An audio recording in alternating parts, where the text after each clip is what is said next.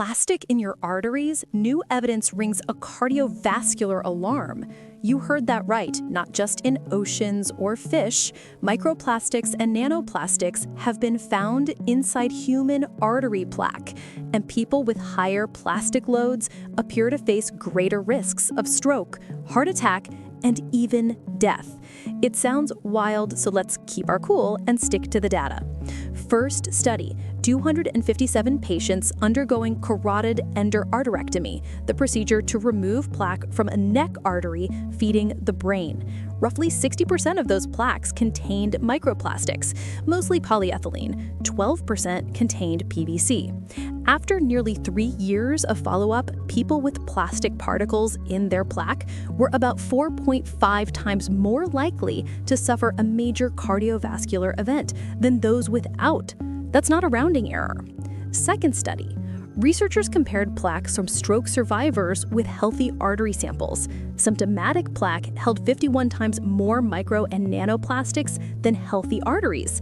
And even asymptomatic plaque showed 16 times higher levels. They didn't stop at counting. They looked under the molecular hood and found shifts in immune and stem cell behavior inside the plaque, especially in genes tied to inflammation and plaque instability. Translation: more sparks in a tinderbox. How could plastic even get there? Size matters. Micro and nanoplastics can cross gut and lung barriers, hitch rides on proteins, slip past immune surveillance, and lodge in tissues. Inside a fatty oxidative plaque, those particles may amplify inflammation, stress cells, and weaken the fibrous cap that keeps plaque from rupturing. It's a biologically plausible chain. Now, the brake pedal. These are observational studies. Correlation does not equal causation. We can't say plastics directly cause strokes or heart attacks yet.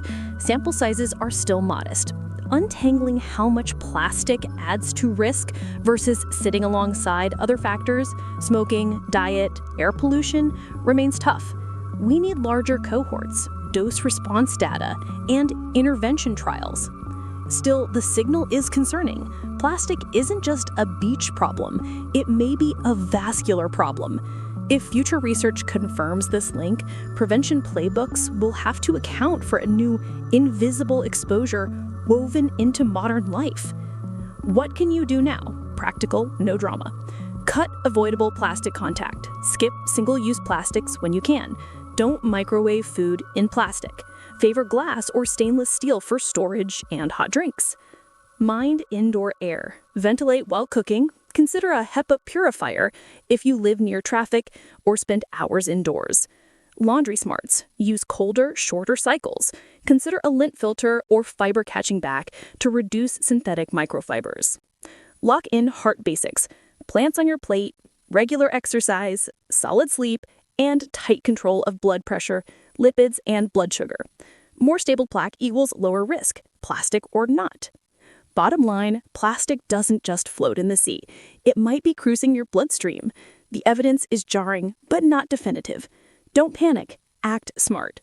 Drop plastic in the comments if you want a deep dive on testing methods and the highest impact exposure cuts. And hit like, subscribe, and the bell for sharp, science-first updates that help you live longer and better.